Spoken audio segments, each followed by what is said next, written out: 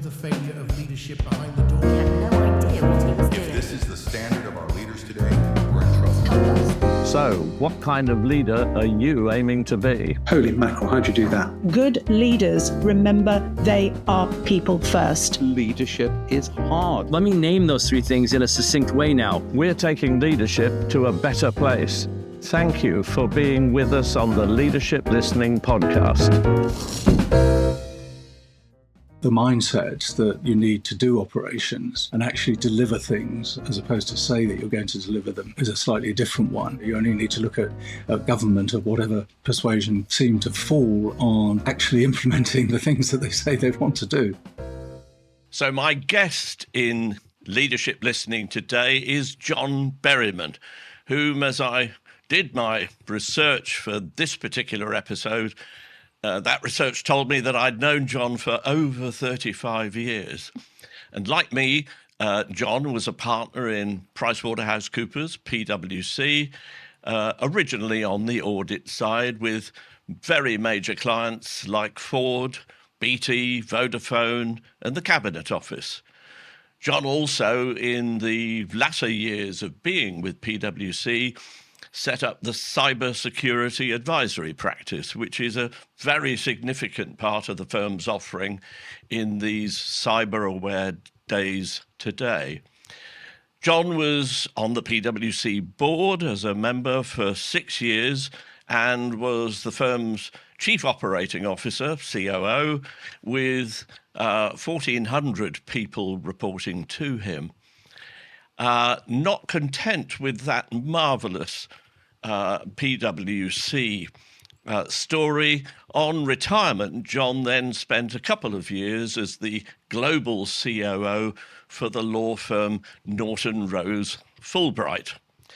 To add to all of that, John was for many years the chair of the trustees of MacIntyre, an organisation that offers learning, support and care for more than 1,400 children. John was also on the board of the RAC Club and chaired its Audit and Risk Committee.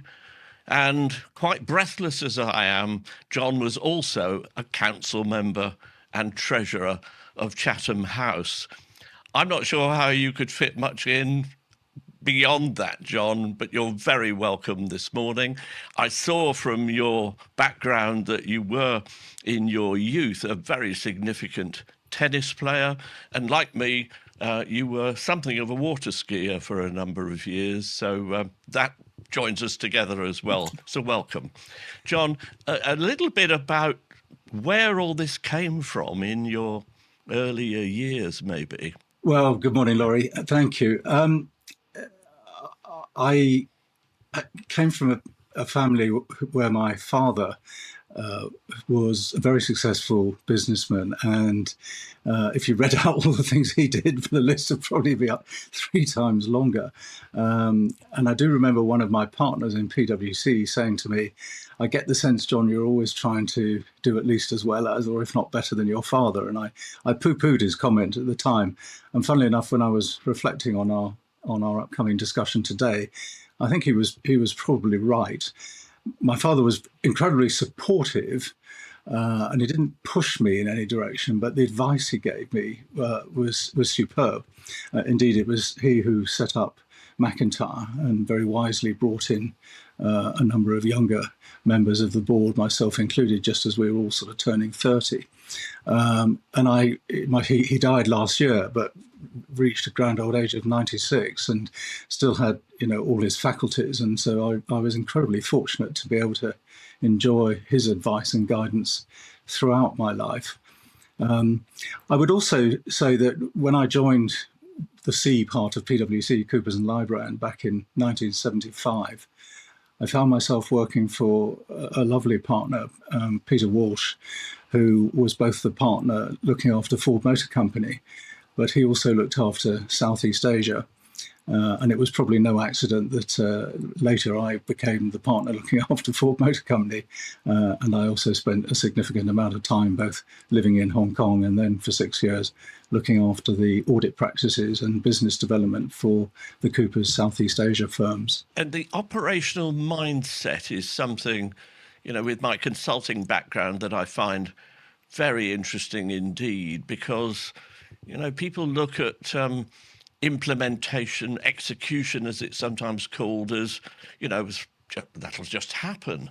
And I don't look at it that way. So what kind of views have you got around this thing, which is operational mindset and efficiency and effectiveness and implementation? I suppose in my case, I've always been, I guess, what's called a completer finisher. I find it sort of unattractive if something's 90% done and the rest is not done. And funnily enough, in a firm like PwC, where you've got best part of 1,000 partners who are all busy doing their own thing, but within a strategic intent that the firm lays out, you don't get a lot of people who fancy making their time doing operations. But I did enjoy that, and I think if I look back, when I first joined Coopers, I was allocated to an audit group, and we had 30 people on the group.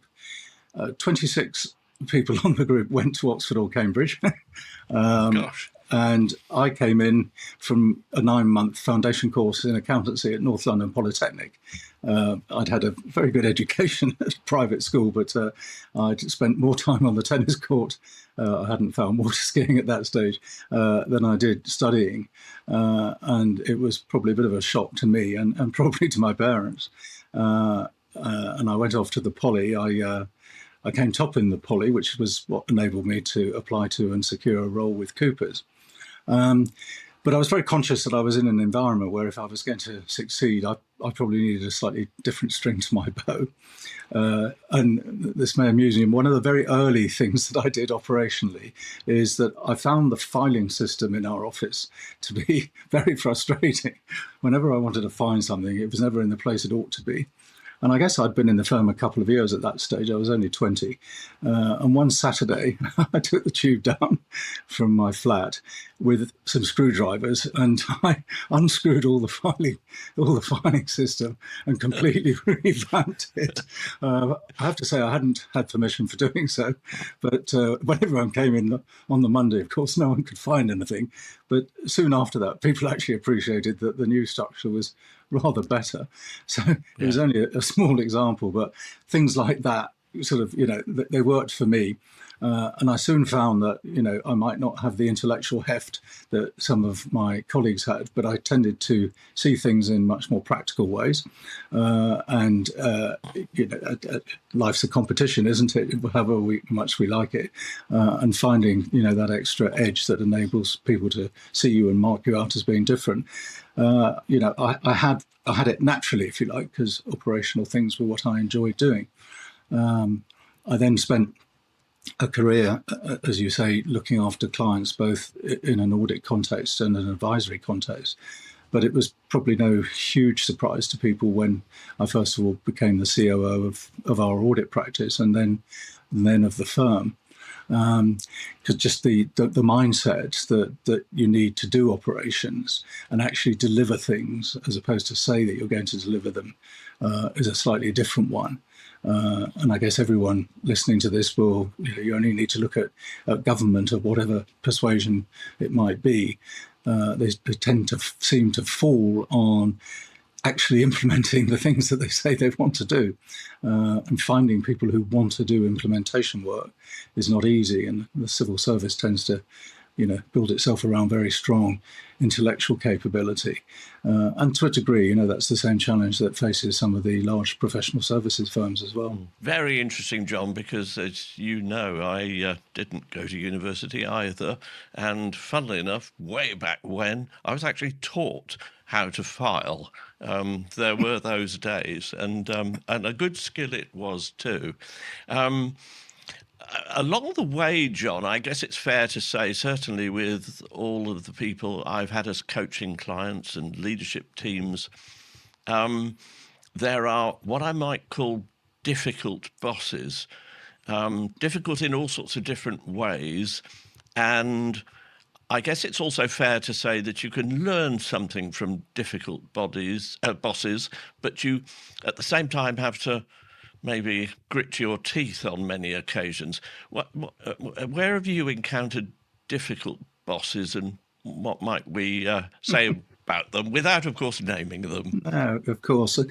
Well, I think one of the fantastic things about being in a firm like PwC, and particularly actually in the audit practice, is the incredible range of people that you get exposed to, both in your own organisation and also in the client organisation.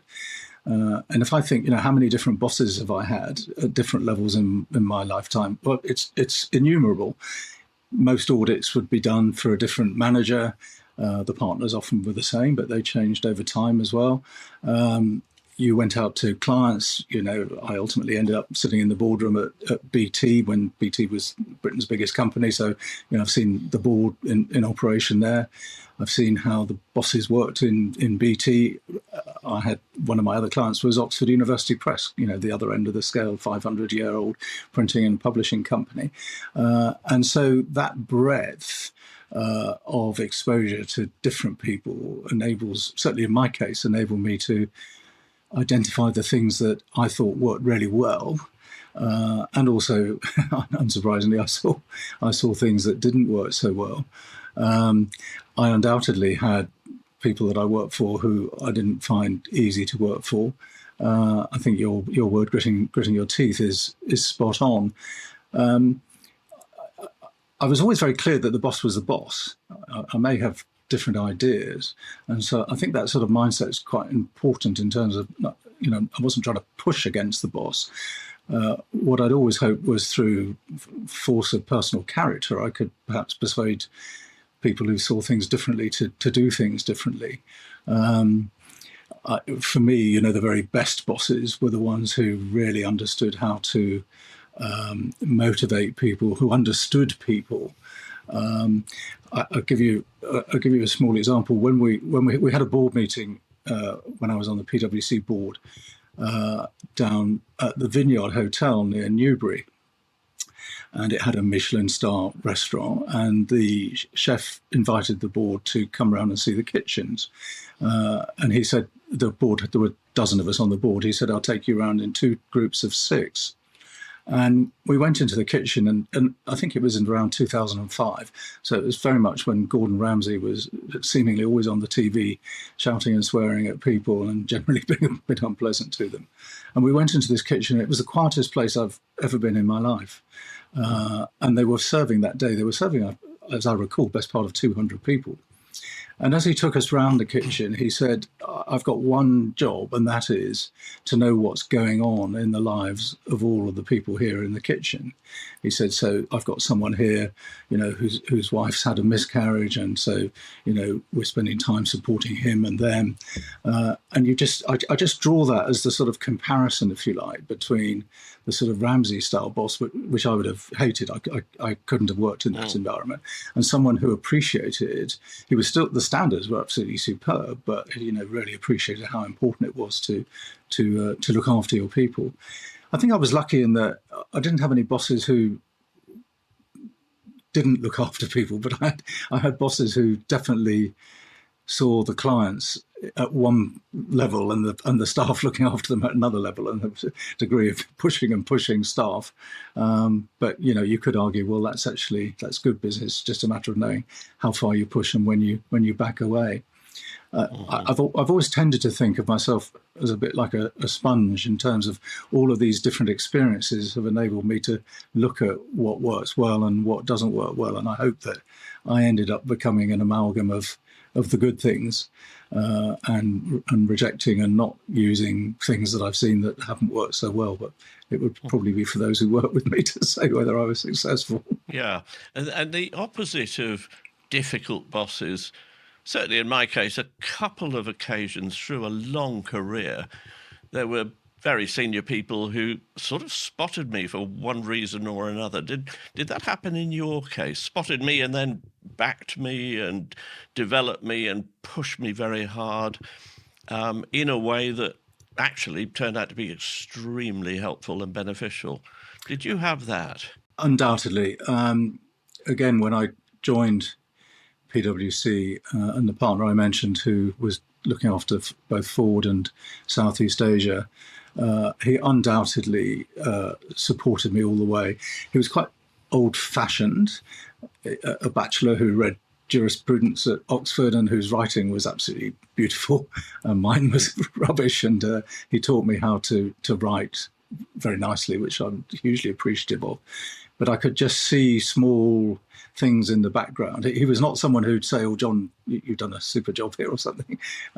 It would more just be sort of suddenly another opportunity would arise here, and you think, "Oh, yes, that must have come through Peter." I remember when I joined Coopers, I was a member of the RAC club. Well, I think soon after I joined, my father had been a member and made me a member. And I got an internal letter from this partner saying, "Dear Berriman, I understand you're a member of the RAC club. I'd be grateful if you put me up, please." You know, and it's the sort of thing you could either sort of slightly bristle and sort of say, you know, why should I? But on the other hand, you think, well, actually, here's a very senior member of the organisation who's asking if I would, if I'd care to put my name to his membership, which of course I did. He actually he had a brother who had learning difficulties, and I have a brother with learning disabilities, and we became very, very close friends. And very sadly, he was diagnosed with prostate cancer on the day he retired. He was 57, and I spent a lot of time then later with him, talking about how we made sure that his brother was going to be safe and secure in his life after he died. So, you know, you could have never painted that picture when I first joined the organisation. The other thing he did was, I got it in my mind that I wanted to go to Singapore. And my wife, Lindsay, was, you know, quite happy to come to whichever country we chose. And he said, no, I want you in Hong Kong. And it wasn't really until I got to Hong Kong that I understood why they were trying to get a grip on things in Hong Kong and why they were sending me out there. So, you know, he didn't always necessarily tell you all the story, but rather like as your experience, you know, everything was being done for a reason. I think as COO, John, you were then also responsible for the firm's money. Yes. Not an unsurprising subject in a place like PwC. But my next sort of line is, what actually keeps a COO awake at night in a major professional services firm? Because, I mean, I start from a position that says no organisation, no company has an abiding right to exist. The worst can happen. Absolutely. And I mean, I guess there's a sort of generic answer, and then there's perhaps the specific. So when I joined the board, Coopers and PW had been merged for 2 years at that point. So this was the first opportunity partners had to vote for a new senior partner who appointed his board, as opposed to, you know, appointments that were made when the merger took place. The merger took place in over 150 countries around the world, which would make it the biggest merger ever, to my knowledge, certainly bigger than any corporates in terms of sheer scale. Relationships were not always easy, as you might imagine, and there was a lot to do for pulling the firms together. The economic background was fantastic, and the whole profession was growing very fast, and we significantly underperformed in the first 2 years before I joined the board. So actually the atmosphere amongst the partnership was not hugely positive at the time I came in to the COO role. And generally the operational functions hadn't been pulled together on an integrated basis. They were still reasonably standalone. So there was a lot to do. There were a lot of people, I guess there were 1,200 people or so who lost their jobs as a result of all of the restructuring that we did. And that was probably one of the biggest challenges, trying to make sure I had the right people in place. The money was very important, and the money is important for all professional services firms, because if you're a shareholder in a corporate, you either or both invest for, you know, improved capital return on your investment, or indeed dividends, or both. Of course, in a partnership, your shareholders are sitting in the offices next door to you. They're experiencing every decision you take personally. the partners get paid out of the profits that are left at the end of the year, so you can't actually calculate what the firm's going to earn in a year, let alone how much it's going to go to each individual partner. So any COO who isn't bang on top of all of the money issues, budgeting sensibly, putting in sensible contingencies, is going to get in a mess. And certainly I'm aware of in other organisations, not necessarily other big four but firms, but where they've paid the price because partners haven't been paid what they thought they were going to get paid at the end of the year. So communications is a huge issue, absolutely huge issue, getting it right with the partners. I think also walking the floors with your fellow partners. I was always concerned, we as a board we didn't have any different offices from anyone else. So that, a partner's office was a partner's office was a partner's office. But we sat together to try and foster a sense of the board working together. But the danger is you then get messages going back and forth between board members and just reinforcing sometimes just the same message. So I found it very important to get out. We had 2 big buildings in London, 9 floors in the building I worked in, and just getting out and about and talking to partners and seeing what was going on. That was the quickest way to know what the problems were. In terms of other things, I think that would keep me awake. Technology, definitely. The difficulty was technology was moving so fast. I mean, when I took on the role in 2000, we weren't using mobile phones. I introduced Blackberries later on, and we had several hundred people, technology developers up in Manchester, and we outsourced the whole of that capability in due course.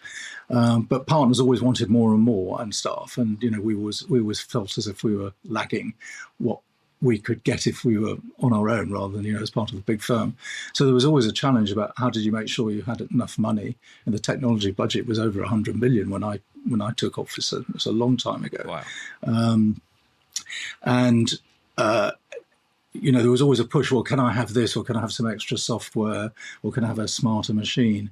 And actually we held the line everywhere on that. The only people who we had to upgrade the kit for was our actuaries, our actuarial insurance practice, simply because they needed more powerful computing than we could give them.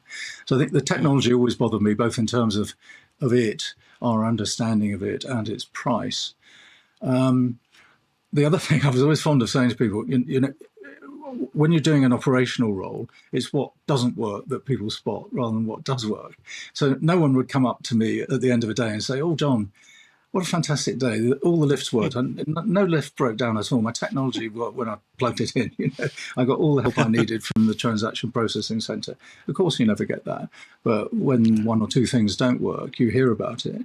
And so one of the ways that I tackled that is I created a survey mechanism, which we used to do every quarter amongst all of the client-facing staff to give their views back on how we were performing internally. And actually, I built a bonus scheme around the results of that survey so that our people were actually being paid on how they were being viewed by all the people receiving the service in the business. That actually had 2 benefits. Firstly, it got us very connected, and it meant that people who understood it became a key part of my team, and people who didn't for obvious reasons. But it also sent a very strong signal to the business that we were listening and we wanted to do what was right for the business. And I was always very fond of saying to people, if we're getting a 96% hit rate on a particular target that we've set ourselves, that means that there are 4 in every 100 occasions that we're dealing with people we're not getting it right. So let's forget about looking at the 96 and let's look at the 4% and how we reduce that. I think one final thing, which probably wasn't high on my list, I took on my role in July 2000, and fairly shortly afterwards we had 9/11. And I remember being in the office. We had our media team quite near to where we sat, and so they had a TV on. And I came out of my office and I saw one of the planes flying into the World Trade Center, and then started picking up the news about what was going on. So I shot straight into the senior partner's office and said, "Look, there's something really strange happening here. And at the time, when it initially happened, there were reports of planes flying loose over London. It turned out not to be true, but you can imagine. So I, amongst my other responsibilities, was making sure that we could track everyone in America who we have working out there. And at any one time, we had a lot of people. And funnily enough, one of the side benefits was we had a contract with Hogg Robinson, who did all of our travel for us. And partners were increasingly moaning that they had to go through Hogg Robinson. Why couldn't they go on, buy a cheap flight themselves and save the firm money? But of course, part of the deal was Hogg Robinson actually could tell us where absolutely everyone was or where they should be. So I ended up spending many hours in the office, and then found myself doing the same thing 5 years later when there were the London bombings on the bus and tube. So I'm not sure I would have necessarily ever sat down at the beginning and said that would be something that would be keeping me awake at night. But certainly after it first happened, it became an important part of my portfolio. Yeah, and powerful as the professional services firms are, I think your hint earlier on was that if things go financially awry, then there is such a thing as a cash call, which means that partners have to put their hands in their pockets and put cash into the firm as opposed to taking it out of the firm. Absolutely, and that was sort of what I was hinting at. And certainly we never did make a cash call in our time, but we certainly, at the time I joined the board, we had significant levels of funds owed by fellow member firms. And I mean, mercifully, as I say, the financial climate generally was quite positive, but we ended up, in the first couple of years, I think we were the 68th biggest organisation in the world at the time we merged. I think there was some old newspaper article about it. And certainly some partners, I think more in the US, probably in the UK, started getting a little bit excited about their own self-worth. And, we're a big organisation, so we ought to be able to, fly first class, and we ought to be able to stay in swanky hotels and all the rest of it. And, part of my job was to say, well, actually, we've got a set of policies and rules, and we're going to apply them because, costs can very quickly run out of control. And it was around the time I joined the board that we started having quite a big cost reduction exercise globally because we'd built too many intervening roles of management. But if you make a cash call, I suspect you've lost the partnership in terms of their confidence in the management. There's nothing more important. Because if you think about it, well, as you experienced, because you and I work together, every partner is going to budget their life on the firm's budget. If you're an employee and you're being paid X for the year, then you know what you're going to get paid every month, and unless you lose your job, that's what you're going to earn. But the partner is told that this is what we're aiming to achieve in the year. And of course, some partners are sensible and they live their lives, targeting to spend very much less, and others spend rather a lot more. And then, so that the cash call is a significant issue if it ever happens. I should say at this stage that if viewers or listeners want to write into us, then there is an email at podcast@leadershiplistening.com. That's podcast@leadershiplistening.com. John, then moving on, having been in a firm which is a firm of many parts, many professions, many disciplines, huge geographical reach.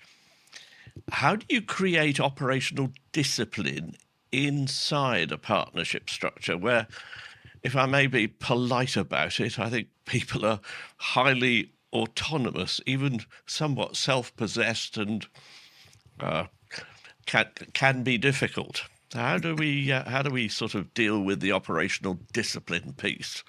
My personal experience is a lot of it is down to the tone that's set by the senior partner.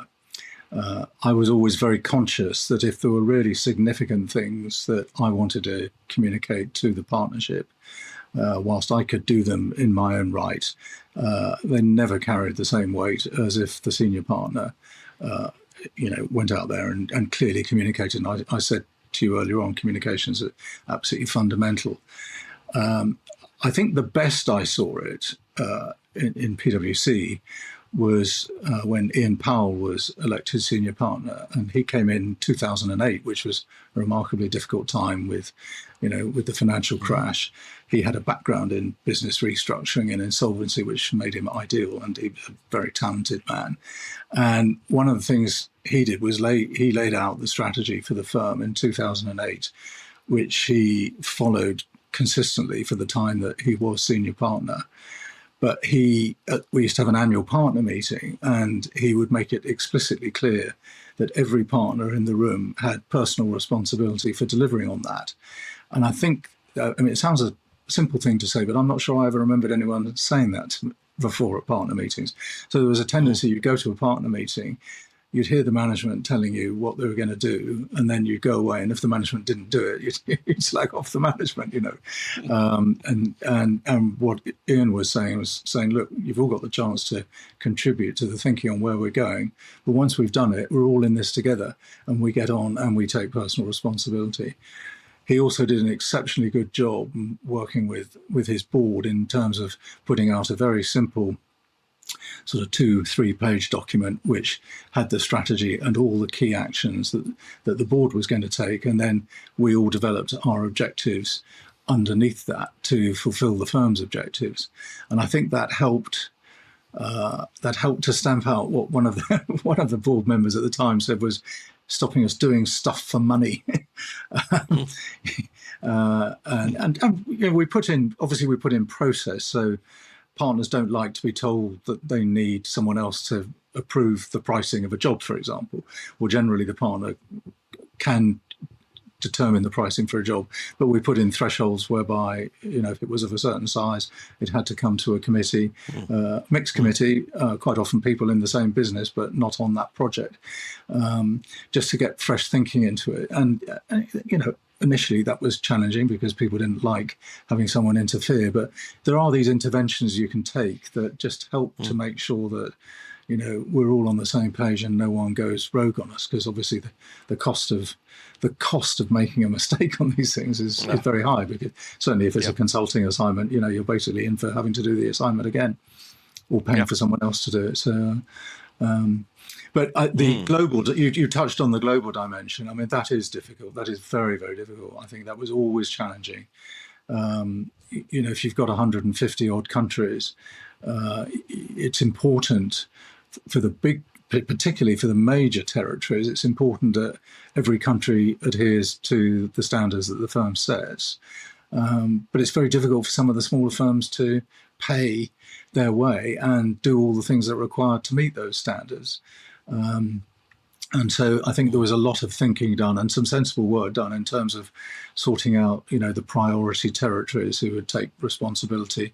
And if a key decision was taken, every priority territory would have to be behind it and push it immediately. And you could have some more leeway in terms of timing on some of the smaller territories. I mean, everyone was expected to get there, but you could otherwise, with that volume of countries, you spend your life going round and round in circles. I think global relationships are very difficult, and I mean the law firms. You can see it, now a lot of the British law firms trying to make their way into the US because the US are coming over here and they hoover up the really big assignments. It's a real challenge. It's not necessarily, you're not necessarily welcome in their market, and that can be just as true internally as externally. So, I think. The global roles in professional services firms are pretty challenging. And I can remember, now that I just think back, on the occasion when I was admitted as a partner, Sir Brandon Gough said to the clutch of us who were there for dinner with him that evening, "You now have the signature on every other partner's checkbook."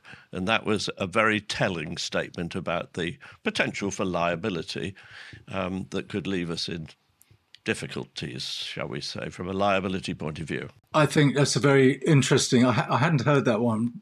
What I was very struck by, again, going back to when Ian Powell was senior partner, after he was elected, he did a series of sort of town hall meetings, and he'd just come, into the middle of a floor, and everyone around could ask him questions.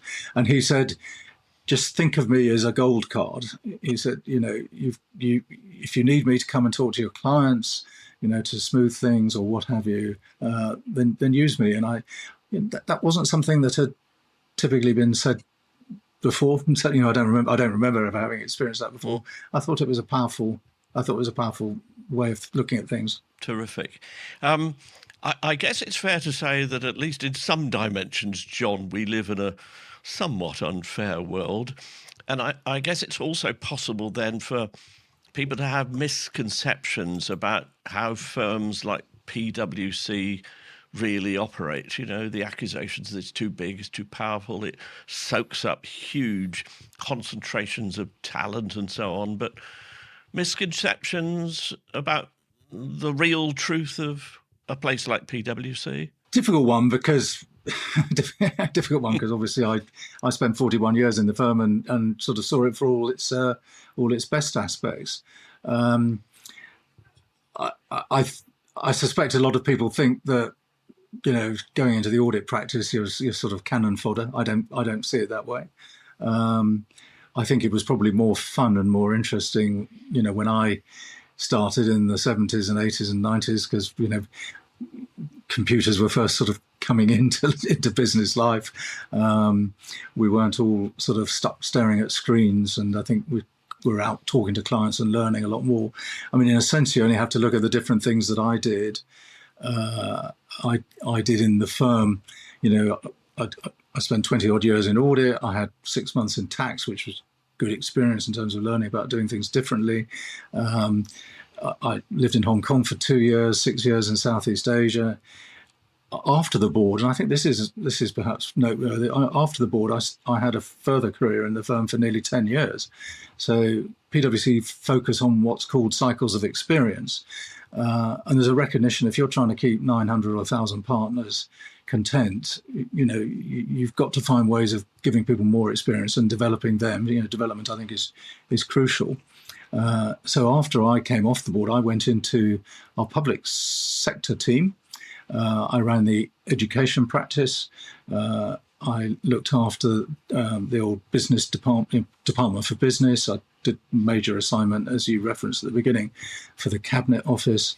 And then I ran the real estate practice for the firm before setting up the cybersecurity business.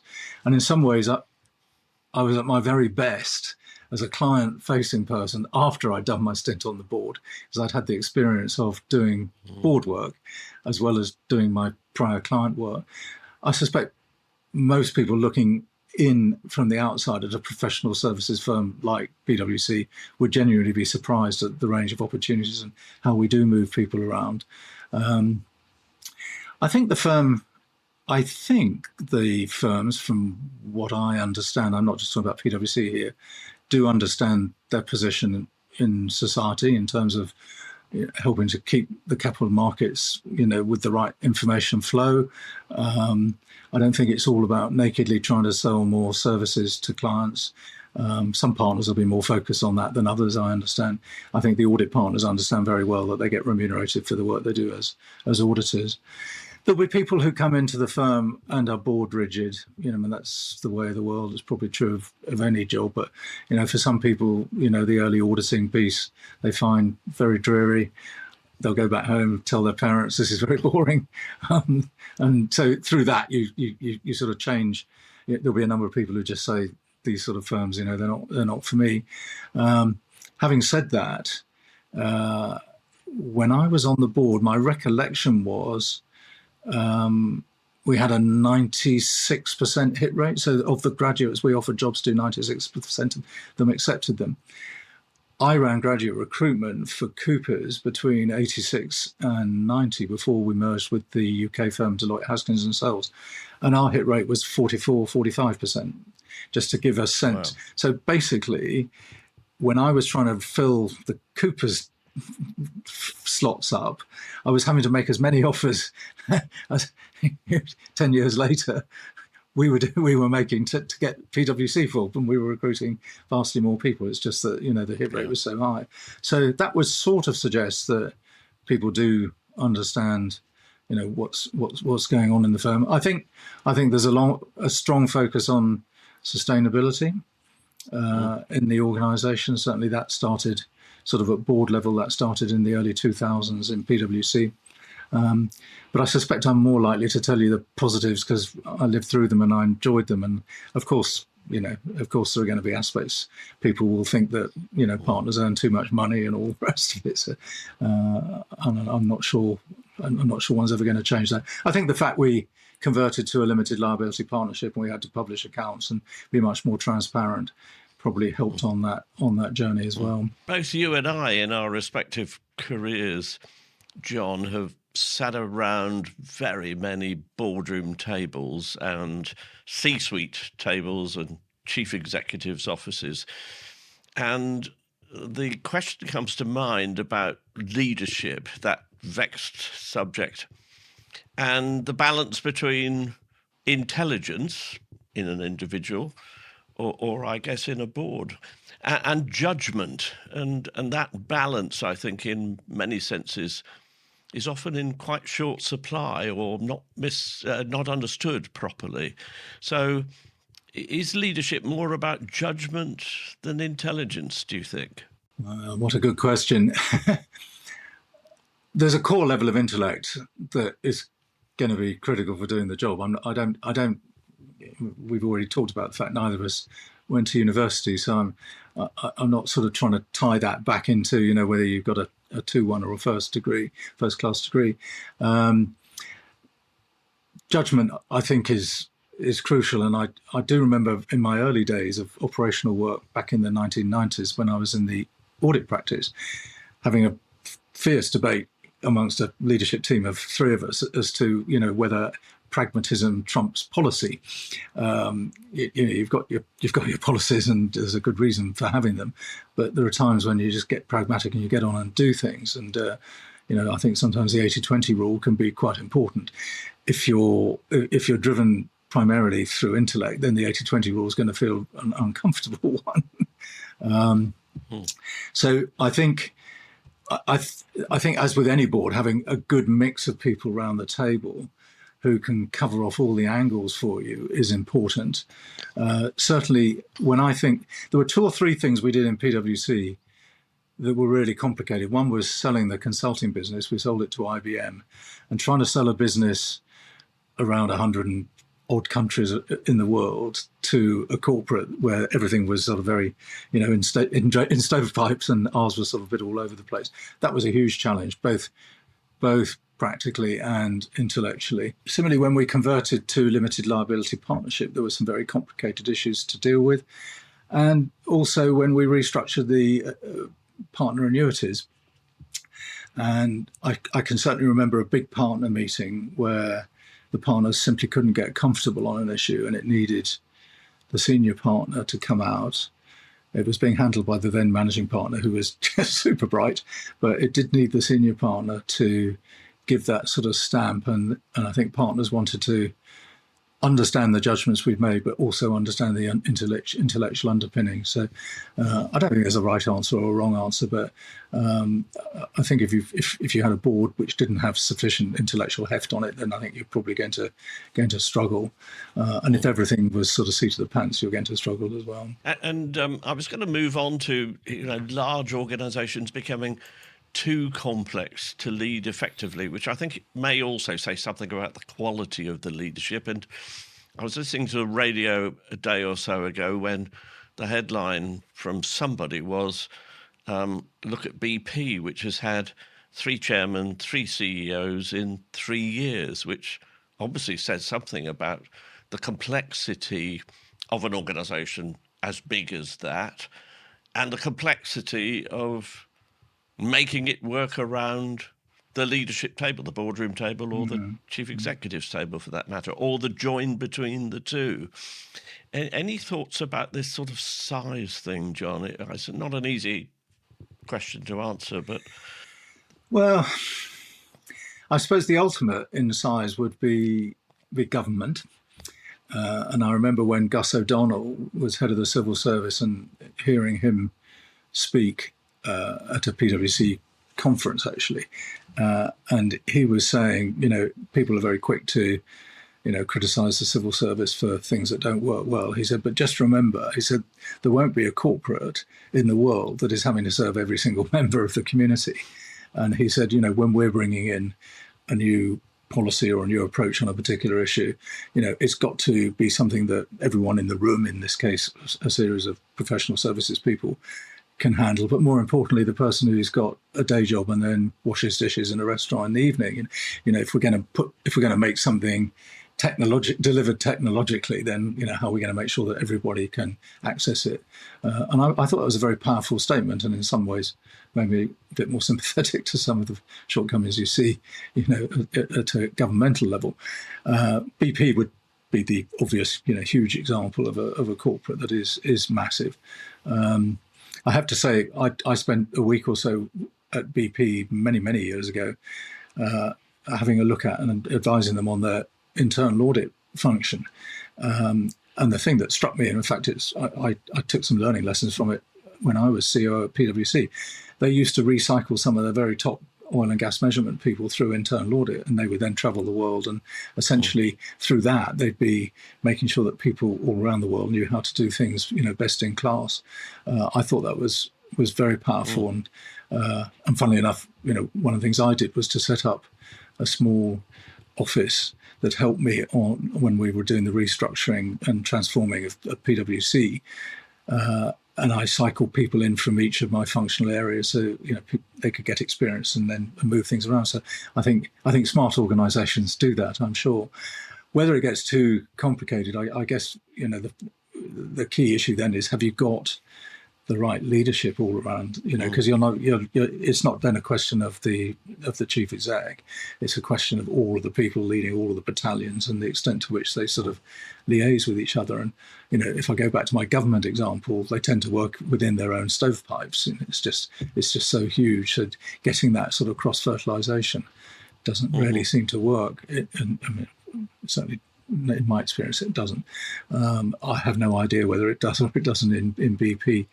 Whether the board issues are symptomatic of something different, I'm not sure. I sense that, as the world sort of suddenly became very bearish on fossil fuel organisations, some really big strategic decisions had to be taken. And if you spent your life drilling for oil and then you try and turn yourself to become more sustainable, you're not going to bring everyone with you. It's not going to work. So, John, a hell of a journey that you've had, and I wonder, what you might have discovered about yourself in the sort of scale leadership positions that you've had. What would those things be? Having done the operational role in the audit practice, I thought I had a pretty good understanding of the firm's operations. And then I became the firm's COO,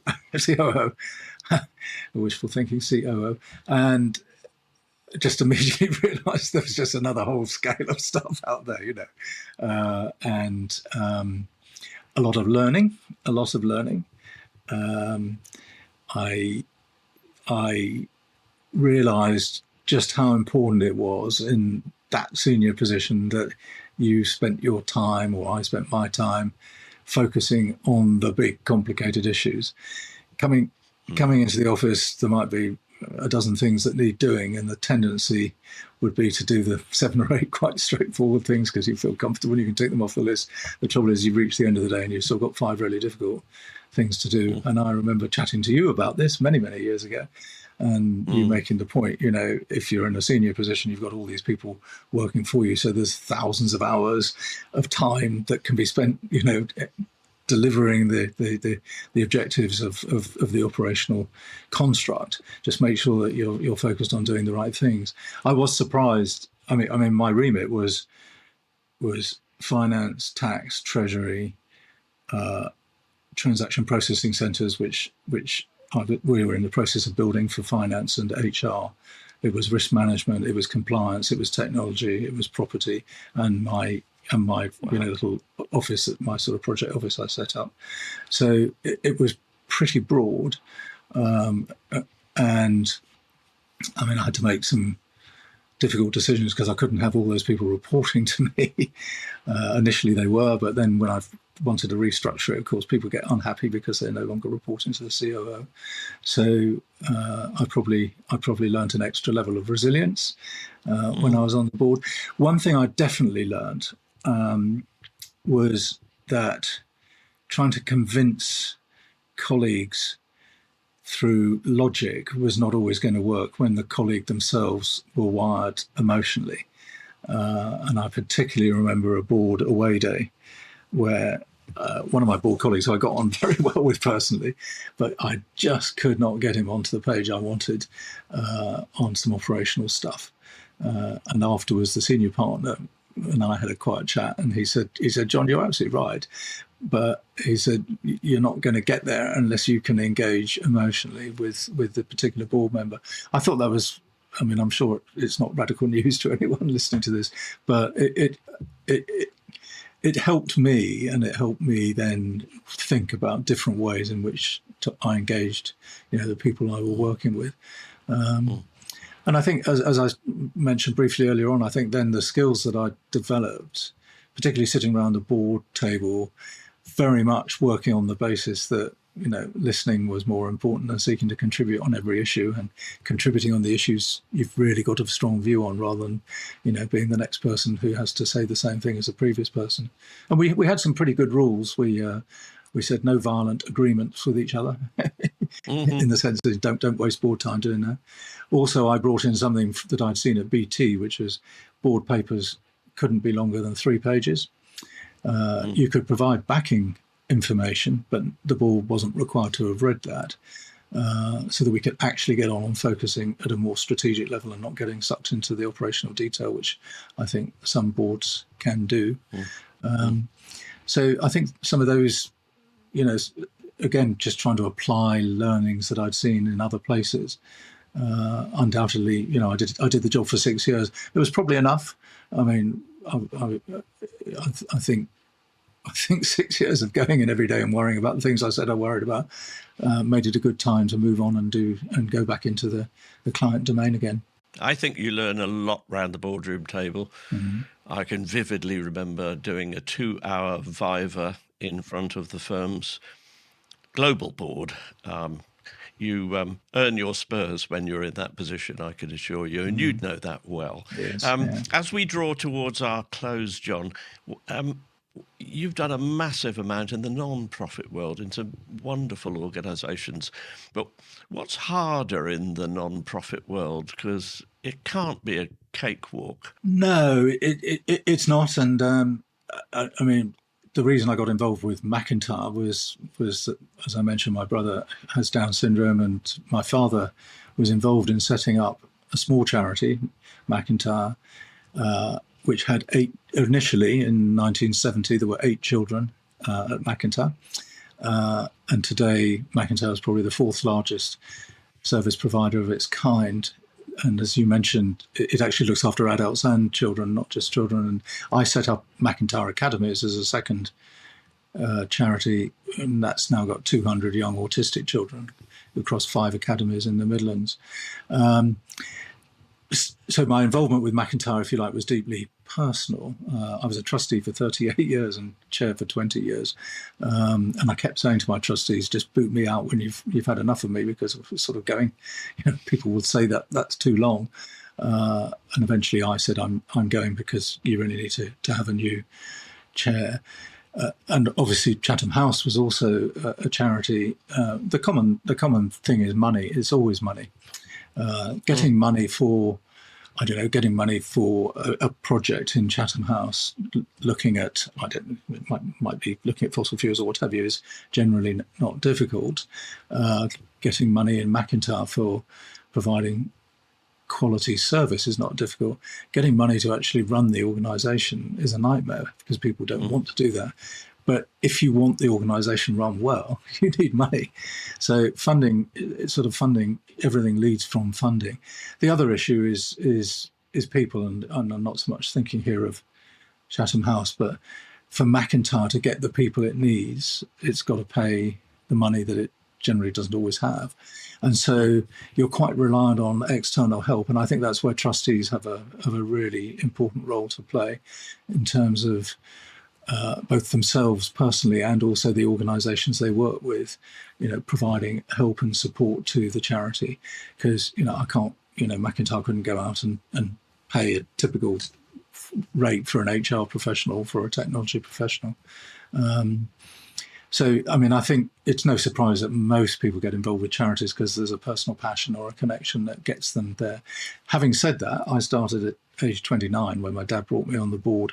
And I would say I was a very much better partner in PwC for my charitable experience. Absolutely certain. Terrific. And I can vouch for that because I was on the board of the Susie Lamplugh Trust for 10 years and chaired it for 8.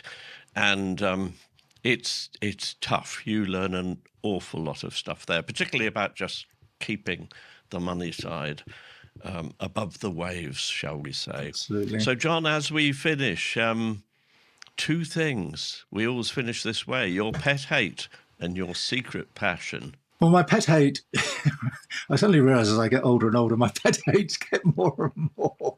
My pet hate really came home to me last year after my father died and I did his executorship.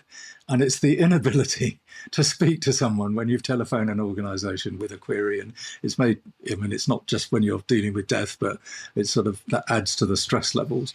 But nowadays you just get shunted through endless, press 1, press 2, wait here, and you wait forever, and you can never get hold of people. That without any doubt is my pet hate.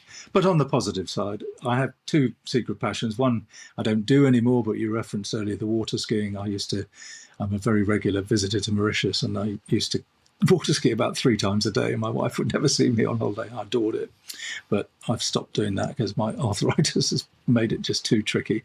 But my other is Pink Floyd, which I just adore the music of Pink Floyd, and I go to see the tribute bands. There are 2 in particular, Brit Floyd and Ozzy Floyd, and I'm taking my godson, who's a next generation Floyd fan, to the next one in November. And I just think the music's fantastic. And I know the tribute bands are good because when Dave Gilmour, the guitarist, turned 60, he actually hired one of the tribute bands to come and play at his birthday because he said, "I've never heard Floyd play." So yeah, that would be my secret passion. Marvellous. Well, John, you have pretty well the ultimate busy life still in all sorts of ways. So on behalf of Leadership Listening, I'm really grateful for your time this morning. If listeners and viewers want to email us, then once again, you can do that through the email at podcast@leadershiplistening.com. But John, for now, thank you so much for this morning's conversation. Been really good. Thank you.